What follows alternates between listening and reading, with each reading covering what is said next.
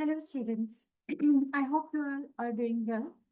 Today we are going to discuss about respiration. ठीक है, तो आज हम क्या पढ़ने वाले हैं? आज हम respiration के बारे में पढ़ने हैं. Respiration सबसे पहले आपको पता होना चाहिए कि what is respiration. Okay, एक बहुत ही common phenomena है. Like students आमतौर पे ये समझते हैं कि respiration और breathing ये जो है सेम चीज है, but actually respiration is different, breathing is different. ठीक है, ब्रीदिंग का मतलब होता है सांस लेना, inhaling and exhaling. That is the meaning of breathing. अब रेस्पिरेशन क्या है, let's check it out. Okay, अब हम देखते हैं कि what is respiration. So, respiration is the chemical process that involves the breakdown of nutrient molecules, specifically glucose, in order to release energy stored within the bones. Okay. So that is basically called respiration. क्या है respiration? Respiration is the chemical process that involves the breakdown of nutrient molecules to release energy. That is basically called respiration. अब respiration जो है हमारे पास दो types की होती है, aerobic respiration and anaerobic respiration. ठीक है, तो हमारे पास दो टाइप्स की respiration है, aerobic respiration and anaerobic respiration. Other things we should know about respiration is like it's universal. यह तमाम living cells में हो रही होती है, and it is also enzymes controlled. Okay, ये enzyme इसको control करते हैं हर step पे. So it means respiration is occurring with the help of enzymes. Enzymes जो है वो respiration का process होने में help out करते हैं. ठीक है. अच्छा, mitochondria is the site where most aerobic respiration reaction occurs. ठीक है, जहाँ पे aerobic respiration के तमाम reactions होते हैं. ठीक हो गया जी. तो क्या पता चला हमें कि respiration और breathing दोनों different चीजें हैं. Yeah, respiration is different, breathing is different. What is respiration? Respiration is the chemical process that involves the breakdown of glucose. ठीक है, ग्लूकोज की ब्रेकडाउन होती है और एनर्जी रिलीज होती है. ठीक है, that is basically called respiration. Two types की रेस्पिरेशन होती है, aerobic respiration and anaerobic respiration. ठीक है, aerobic respiration means that it's in the presence of oxygen, इसमें ऑक्सीजन जरूरी है. ठीक है, जबकि anaerobic respiration is without oxygen, इसमें ऑक्सीजन जरूरी नहीं है. एरोबिक रेस्पिरेशन जो है वो हाई एनर्जी रिलीज करती है और this is the complete breakdown of glucose. Okay, क्या है ये? What is glucose? Glucose is C6H12O6. This is called glucose. Okay, so this is the complete breakdown of glucose and this is the incomplete breakdown. ठीक है, यहाँ पर glucose की incomplete breakdown हो रही है. ठीक है, C6H12O6 ये ग्लूकोज का फॉर्मूला है. सो एनएरोबिक रेस्पिरेशन में इनकम्प्लीट ब्रेकडाउन ऑफ ग्लूकोज है, लो एनर्जी रिलीज है और विदाउट ऑक्सीजन है. जबकि एरोबिक रेस्पिरेशन में ऑक्सीजन यूज हो रही है, हाई एनर्जी रिलीज है और कंप्लीट ब्रेकडाउन. ठीक है, so this is a little about aerobic and anaerobic respiration. ठीक है जी. तो अब हमें ये पता चल गया कि जो रेस्पिरेशन है that is happening in like it has two categories, aerobic and anaerobic. And what is respiration? That is the chemical process which involves the breakdown of glucose and energy streams. ठीक है, तो ये तो हो गया respiration क्या है. Now but the energy which is produced with the help of respiration उसके इस्तेमाल क्या है. ठीक है, so what are the uses of that energy? अब वो एनर्जी इस्तेमाल हो रही है मसल कॉन्ट्रैक्शन के लिए. ऑब्वियसली मैं बोल रही हूँ, मैं मूव कर रही हूँ, मैं अपना हाथ हिला रही हूँ, मुझे एनर्जी की जरूरत है. वो एनर्जी कहाँ से आ रही है? जो रेस्पिरेशन का प्रोसेस मेरी बॉडी के अंदर हो रहा है और जो एनर्जी मुझे प्रोवाइड हो रही है, that is use for muscle contraction. That then we have protein synthesis. अब बॉडी के अंदर जो प्रोटीन्स बन रही हैं उसके लिए भी एनर्जी की जरूरत है. ठीक है, so that energy is also given by the respirational energy. Then cell division, cell divide हो रहे हैं बॉडी के अंदर, रेप्लिकेट हो रहे हैं, तो उन रेप्लिकेटिंग डीएनए के लिए क्या चाहिए? एनर्जी. एनर्जी कहाँ से आ रही है? रेस्पिरेशन से. देन फॉर ग्रोथ, बॉडी की ग्रोथ के लिए, सेल की रिपेयरमेंट के लिए, नए सेल्स बन रहे हैं, ग्रो हो रही है बॉडी, उसके लिए क्या चाहिए? एनर्जी. ऑब्वियसली कहाँ से मिल रही है? Respirational, ATP. Then for active transport, obviously ये तो हम एक्टिव ट्रांसपोर्ट में पढ़ चुके हैं कि हमें एटीपी की जरूरत होती है, तो वो कहाँ से मिल रही है, जो रेस्पिरेशन से आ रही है। Then for transmitting nerve impulses transmit करने के लिए भी एनर्जी की जरूरत होती है, and that is also coming for respiration. Then thermoregulation, homeostasis के लिए, बॉडी का टेम्परेचर मेंटेन करने के लिए भी एनर्जी की जरूरत होती है, that is also coming just because of respiration. तो आप इन सारी चीजों को देखकर, ये जो यूजेस ऑफ एनर्जी हैं जो कि रेस्पिरेशन से रिलीज हो रहे हैं, आप ये सोच सकते हैं कि how much important this process of respiration is, कि ये रेस्पिरेशन का प्रोसेस कितना ज्यादा इम्पोर्टेंट है। मसल कॉन्ट्रैक्ट इसकी वजह से हो रहे हैं, प्रोटीन सिंथेसिस हो रही है, सेल डिवीजन हो रही है, ग्रोथ हो रही है, active transport, nerve impulses, each and everything जो है वो हमारी बॉडी की रेस्पिरेशन की पैदा की हुई एनर्जी से हो रही है। इसका क्या मतलब है, this is the most important thing that is happening inside our body, ठीक है। So respiration is very important process, जो कि हमारी बॉडी में इतनी सारी चीजें रेस्पिरेशन की एनर्जी की वजह से होती हैं, ठीक है। अच्छा, ये पॉइंट मैं आपको बता चुकी हूँ कि breathing and respiration that is the different thing, ठीक है। ये मैंने पहले ही आपको बता दिया था कि breathing is different, respiration is different, ठीक। ब्रीदिंग सांस लेना, इनहेलेशन, एक्सहेलेशन। रेस्पिरेशन क्या है, that is the chemical reaction in which glucose is broken down and it is giving us energy, ठीक है। So this is the difference between respiration and breathing. अब यहां पर उन्होंने एक critical exam point हमें दिया है कि you must state that respiration is a series of chemical reaction that are controlled by enzyme. तो जब आप enzyme के बारे में मेंशन कर रहे हैं, तो आपको ये चीज मेंशन करनी है कि रेस्पिरेशन जो है वो सीरीज ऑफ केमिकल रिएक्शंस है जिसके अंदर एंजाइम्स लाइक कंट्रोल कर रहे हैं, ठीक है। So you have to make sure कि आपने ये मेंशन किया है, ठीक हो गया जी। अच्छा, अब हमारे पास एक एक्सपेरिमेंट है, we have investigation where we are checking the effect of temperature on respiration. यहाँ पे अब हम चेक कर रहे हैं टेम्परेचर का इफेक्ट रेस्पिरेशन के ऊपर क्या है। So let's see. अच्छा, हमारे एक्सपेरिमेंट का एम क्या है, to investigate how temperature affects the rate of respiration in yeast cells, कि यीस्ट सेल में टेम्परेचर क्या इफेक्ट कर रहा है रेस्पिरेशन के रेट को, हमने ये चेक करना है। अब इंडिकेटर कौन सा लिया है हमने यहाँ पे, methylene blue. Methylene blue is the indicator and they are telling us that it is oxidized and it is giving us from blue to colorless, ठीक है। इंडिकेटर हमें क्या कलर देगा, ब्लू से कलरलेस। सो लेट्स सी कि अब हमने यहाँ पे आप ऑपरेटर्स देख सकते हैं, but first we have to see that which operators we are going to use. अच्छा, हमारे पास क्या क्या चीजें हैं, यीस्ट सस्पेंशन है, ग्लूकोज सोल्यूशन है, टेस्ट ट्यूब्स हैं और रैक है, वाटर बॉथ है, स्टॉप वॉच है और मिथाइलिन ब्लू है, ठीक है। That is the indicator.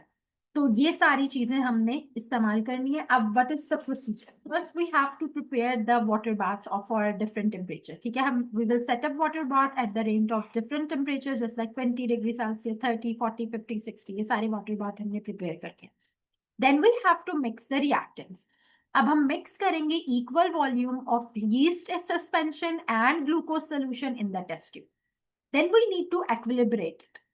Then place the tube in the water bath for 5 minutes to ensure that it reaches the correct temperature. यानी हमने हर टेस्ट ट्यूब को उसके वाटर बाथ में रखे कि वो करेक्ट टेम्परेचर पे पहुंच गई है, और हमने थर्मामीटर वहां पे सेट किया हुआ है जो कि हमें बताएगा कि टेम्परेचर एक्यूरेट है या नहीं। Then we need to add indicator and time. अब आपके पास स्टॉप वॉच होनी चाहिए। आपने सबसे पहले, जैसे मैंने 20 डिग्री सेल्सियस का किया, ठीक है, पहले मैंने एक्विलिब्रेशन कर ली कि टेम्परेचर वाकई सेट हो गया है, थर्मामीटर मुझे एग्जैक्ट टेम्परेचर दिखा रहा है। देन मैं उसमें मिथाइलिन ब्लू ऐड करूंगी और फौरन स्टॉप वॉच स्टार्ट करूंगी, ठीक है। और उसके बाद मुझे क्या करना है, मुझे रिजल्ट्स रिकॉर्ड करना है, ठीक है। But I need to do record the result. अब ये पूरा प्रोसीजर मुझे हर टेम्परेचर के साथ करना है, ठीक है। क्या करना है, मुझे इस पूरे प्रोसीजर को हर टेम्परेचर के साथ रिपीट करना। देन अब यहाँ पे मेरे पास डिफरेंट कंट्रोलिंग वेरिएबल्स हैं, मैं बहुत सारे वेरिएबल्स को कंट्रोल कर सकती हूँ, जो कि आप यहाँ देख सकते हैं। First is the volume of diet, ठीक है। अगर मैं ज्यादा डाई डालती हूँ, ठीक है, more dye molecules take longer to change colour which would artificially increase the time recorded, ठीक है।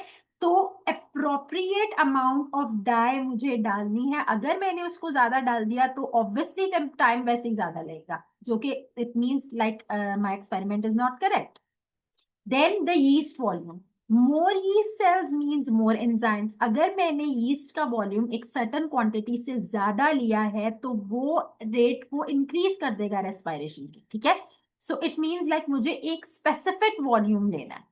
Then glucose concentration, limited glucose concentration होनी चाहिए, यानी अगर लिमिटेड ग्लूकोज होगा, एक स्पेसिफिक अमाउंट में होगा तो वो लिमिट करेगा रेस्पिरेशन को, ठीक है। अगर हायर कंसेंट्रेशन होती है तो वो रेट इंक्रीज कर देगा, ठीक है। सो इसका क्या मतलब है कि हमें एक लिमिटेड क्वांटिटी में लेना है। Then temperature, now changing temperature changes enzyme kinetic energy. अब आपको पता है कि लो टेम्परेचर पे एंजाइम स्लो वर्क करते हैं, जबकि हाई टेम्परेचर पे एक उनका ऑप्टिमम टेम्परेचर होता है, और अगर उससे ज्यादा हाई टेम्परेचर होगा तो एंजाइम जो है वो डीनेचर हो जाएगा। तो इसको भी हमने चेक करना है। Then pH level, extreme pH level obviously enzymes को डीनेचर कर देगा, हमें ये बात पता है, क्योंकि एंजाइम हर एंजाइम की का एक ऑप्टिमम पीएच लेवल होता है जिसपे वो बेस्ट वर्क करता है, ठीक है। तो ये सारे कंट्रोलिंग वेरिएबल्स हैं, ठीक है। देन अब हमारा रिजल्ट क्या है, ठीक है, ये वही चीज है जो मैंने आपको भी टेम्परेचर के हवाले से, क्योंकि हमने टेम्परेचर का इफेक्ट यानी रेट ऑफ रेस्पिरेशन चेक किया टेम्परेचर पे। अगर तो लो टेम्परेचर है, ठीक है, लो टेम्परेचर है, व्हाट डज दैट मींस कि मॉलिक्यूल्स की लो काइनेटिक एनर्जी है, एंजाइम और सबस्ट्रेट लेस फ्रीक्वेंटली कोलाइड करेंगे। इसका क्या मतलब है कि लॉन्ग टाइम होगा और स्लो रेट, ठीक। अगर तो ऑप्टिमम टेम्परेचर है, ऑप्टिमम टेम्परेचर पे हमें पता है कि एंजाइम्स बेस्ट वर्क करता है, ठीक है, that is for example 40 degree Celsius. तो मैक्सिमम काइनेटिक एनर्जी होगी without damaging the enzymes, and highest frequency होगी अफेक्टिव कोलिजन्स की। इसका क्या मतलब है, शॉर्ट टाइम होगा, फास्ट रेट होगा रेस्पिरेशन का। फिर क्या है कि अगर बहुत ही ज्यादा टेम्परेचर हो गया तो एंजाइम्स डीनेचर हो जाएंगे, एक्टिव साइट की शेप चेंज हो जाएगी, सबस्ट्रेट उस पर फिट नहीं होगा। तो इसका क्या मतलब है कि बहुत ज्यादा टाइम लगेगा और रिएक्शन तो स्टॉप हो जाएगा, ठीक है, रिएक्शन तो होगा ही नहीं। सो this is the result basically. अब आप यहाँ पर देख सकते हैं कि 10 डिग्री सेल्सियस है, 10 डिग्री सेल्सियस पे 600 सेकेंड्स है और रेट इंक्रीज हुआ है, ठीक है। लेकिन जब मैं 20 पे आ रही हूँ तो 320 सेकेंड्स है, फिर 30 पे 140 सेकेंड्स है और रेट इंक्रीज हो रहा है, ठीक है। अब 40 इज द ऑप्टिमम टेम्परेचर हमारा, तो उस पर 50 सेकेंड्स है और फास्टेस्ट रेट है। 50 पे जा रहे हैं तो 200 सेकेंड हो गया, एंजाइम डीनेचर हो गया, ठीक है। फिर यहाँ पर 600 सेकेंड हो गया, एंजाइम डीनेचर। 70 डिग्री हो गया, 800 सेकेंड हो गया, एंजाइम डीनेचर, ठीक है। एंजाइम ही डीनेचर, जब 40 के बाद एंजाइम डीनेचर हो जाएगा और रिएक्शन ही नहीं, ठीक है। So this is the result. तो इससे हमें क्या पता चला कि ऑप्टिमम टेम्परेचर होना चाहिए, अगर टेम्परेचर एक सर्टेन लेवल से ज्यादा होगा तो एंजाइम्स डीनेचर हो जाए, ठीक है। So that's very important. So this is the result of our experiment. Okay, now we have aerobic respiration. अब आ गई एरोबिक रेस्पिरेशन। एरोबिक रेस्पिरेशन जो कि शुरू में हमने थोड़ा सा डिस्कस किया था कि this is the type of respiration where oxygen is necessary, ठीक है। यहाँ पर हमारे लिए ऑक्सीजन जो है वो नेसेसरी है। This respiration is happening with the presence of oxygen. अब हमारे पास क्या हो रहा है, ग्लूकोज है, ठीक है, glucose is C6H12O6 and we have oxygen, oxygen is O2। ये हमें क्या दे रही है, carbon dioxide plus water and plus 80, that is the energy, ठीक है। तो ये हमारी जो है वो इक्वेशन है रेस्पिरेशन की। ऊपर वर्ड इक्वेशन लिखी हुई है लेकिन मैंने नीचे सिंबल इक्वेशन लिखी हुई है। अब सिंबल इक्वेशन जो है आपकी वो बैलेंस्ड होनी चाहिए, that is very much important. अब यहाँ पे आप देख सकते हैं you have a balance symbol equation, 6C6H12O6 in presence with oxygen 6O2, then 6CO2 and 6 water molecules. So ये हमारी बैलेंस केमिकल इक्वेशन है and it's very important. Exams में फुल मार्क्स हासिल करने के लिए अगर उन्होंने आपको बैलेंस केमिकल इक्वेशन लिखने के लिए कहा है तो 1 नंबर आपको मिलेगा करेक्ट फॉर्मूला रिएक्टेंट्स के लिखने पे, 1 नंबर आपको मिलेगा प्रोडक्ट के करेक्ट फॉर्मूलाज लिखने पे, और फिर बैलेंस्ड होगी तो तीसरा नंबर, ठीक है। So it's like that. तो इक्वेशन बैलेंस करनी आपको आनी चाहिए। आई होप आपने केमिस्ट्री में ये लर्न किया होगा। Balancing equation is basically very easy, बहुत आसान है, ठीक है। तो दोनों साइड्स की बस मॉलिक्यूल वन बाय वन आप देखते रहें कि कैसे इक्वल है या नहीं है, तो उसको आप इजीली कोफिशिएंट्स लगा के बैलेंस कर सकते हैं। That's not a difficult task, ठीक है। तो इस तरह से जो है वो हम इक्वेशन बैलेंस करते हैं। सो this is the balance chemical equation of aerobic respiration, ठीक है। Now let's see what is anaerobic respiration. Anaerobic respiration क्या है? That is without oxygen. Oxygen is not present. Okay. Here we have glucose. Glucose is broken down and we have lactic acid and energy. Now this lactic acid is actually the toxic waste. अगर anaerobic respiration के जरिए lactic acid पैदा होता है और वो हमारी body में होता है, so that is increasing the pH of the cells, ठीक है। ये सेल्स की पीएच को इंक्रीज करता है। इसको खत्म करने के लिए एक फर्दर फिनोमिना है जो अभी हम आगे इसको मैं आपको डिटेल से बताऊं, ठीक है। सो आपको ये पता होना चाहिए कि what is the word equation for anaerobic respiration? That is glucose that turns into lactic acid and energy, ठीक है। अब लैक्टिक एसिड बिल्डअप यहाँ पर देखें, आपको बताया हुआ कि that accumulates in cells and it lower the pH, it make it acidic and they can denature the enzyme if it is not removed. अब हम आगे पढ़ेंगे कि इसको रिमूव कैसे किया जाएगा, ठीक है। Now what when does it happens? अच्छा, अब ये लैक्टिक एसिड पैदा कब होता है, यानी एनएरोबिक रेस्पिरेशन किस वक्त हमारी बॉडी में होती है? जब हम कोई विग्रस एक्सरसाइजेस करें, ठीक है। If our body is performing any type of vigorous exercise, then anaerobic respiration is happening inside the body and that is producing the lactic acid, ठीक है। तो ये क्या प्रोड्यूस कर रही है? लैक्टिक एसिड प्रोड्यूस कर रही है, जिसके नतीजे में जो है वो सेल्स एसिडिक। अब ये तो था aerobic respiration in animals. Anaerobic respiration जो है वो यीस्ट में भी होती है, ठीक है। यीस्ट जो है वो ब्रेक डाउन करती है ग्लूकोज को विदाउट ऑक्सीजन, और इसमें क्या है, हमारे पास एथेनॉल प्रोड्यूस होता है और carbon dioxide. What is ethanol? Ethanol is basically an alcohol, ठीक है। ये क्या है? ये अल्कोहल है। एथाइल अल्कोहल भी इसको कहते हैं और एथेनॉल भी कहते हैं, ठीक है। तो ग्लूकोज की breakdown in the presence of yeast that is giving us alcohol and carbon dioxide, ठीक है। अब इसकी डिफरेंट एप्लीकेशंस हैं इस रिएक्शन की in the presence of yeast. अगर आपका बेकिंग में इंटरेस्ट है तो आपको पता होगा कि डोर जब हम गूंथते हैं तो हम उसमें यीस्ट शामिल करते हैं। That is basically responsible for making it rice, ठीक है। राइस कैसे होती है? यीस्ट की प्रेजेंस की वजह से वो डो राइज होता है, ठीक है। So just because the presence of yeast ये डो राइज होता है और हम ब्रेड वगैरह जो भी बनाते हैं, ब्रेड बन्स वगैरह, ये सब इसमें ये यूज होता है। इसके अलावा ब्रीविंग इंडस्ट्री में भी जैसे एथेनॉल से अल्कोहल बनाई जाती है, कार्बन डाइऑक्साइड जो है वो डिफरेंट ड्रिंक्स में ऐड किया जाता है फिज ऐड करने के लिए। तो ये भी डिफरेंट तरीके हैं, ठीक है। So this is about the anaerobic respiration in yeast. Equations दोनों की important है। Make sure anaerobic respiration in animals, इसकी equation, anaerobic respiration in yeast, इस दोनों की equations आपको पता हो। इसकी आपको balanced equation provide की गई है, so make sure you know its balanced equation, ठीक है। तो इसमें जो है ना कोई गड़बड़ नहीं करनी है आप लोगों ने, बहुत ही आसान है। अच्छा, इसको फर्मेंटेशन भी बोलते हैं। जो एनाएरोबिक रेस्पिरेशन है यीस्ट में, that is also called fermentation, कि हम फर्मेंट करते हैं उस लाइक मिक्सचर, ठीक है। Okay, so this is called anaerobic respiration. Now there is a word that is called oxygen debt. Oxygen debt and recovery. Now what is oxygen debt actually?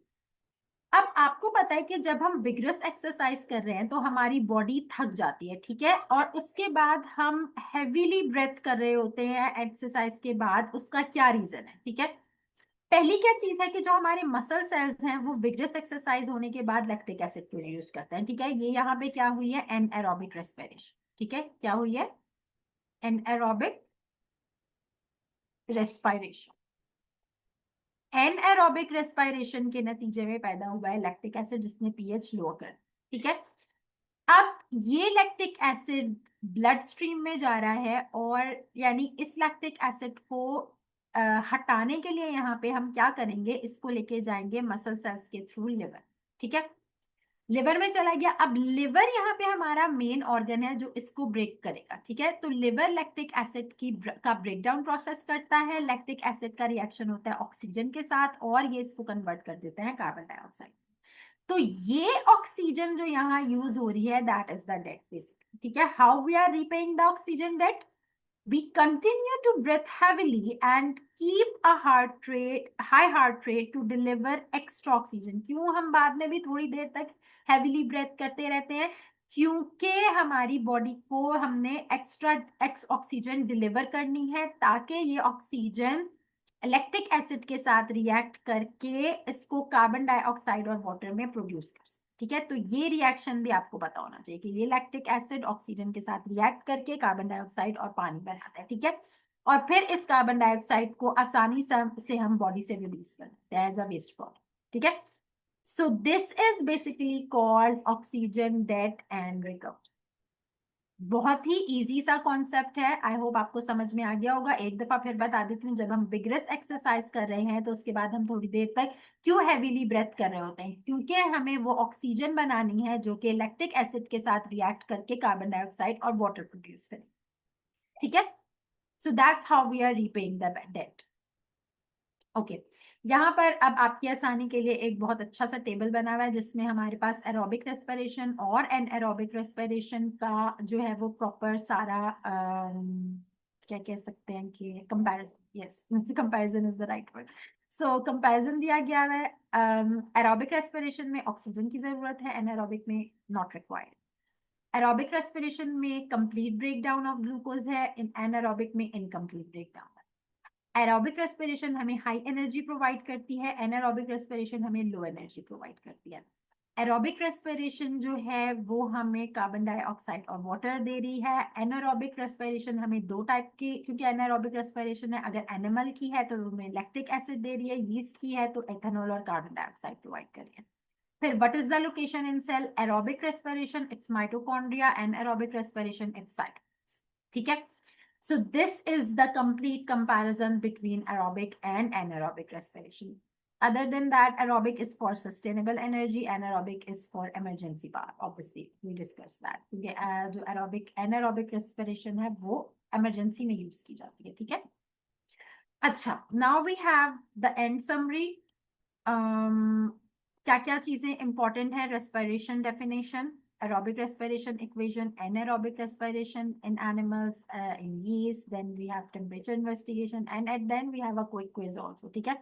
तो ये quiz है आप लोगों के लिए सॉल्व करने के लिए, ठीक है। आपको इनके आंसर्स ढूंढने हैं और फिर मुझे बताना है, and then I will confirm your answer is correct और नॉट, ठीक है। So I hope you understand this chapter. Very easy chapter, कुछ भी डिफिकल्ट नहीं है। रेस्पिरेशन की डेफिनेशन है, एरोबिक एनारोबिक है, एक इन्वेस्टिगेशन है और फिर anaerobic respiration in yeast and animals है, ठीक है। इक्वेशंस प्रॉपर्ली बैलेंस्ड इक्वेशंस याद करनी है, सारा फिनोमेना क्लियर करना है, ऑक्सीजन डेट क्या है पता होना चाहिए, ठीक है। So I hope you understand this. See you in the next class. Allah Hafiz.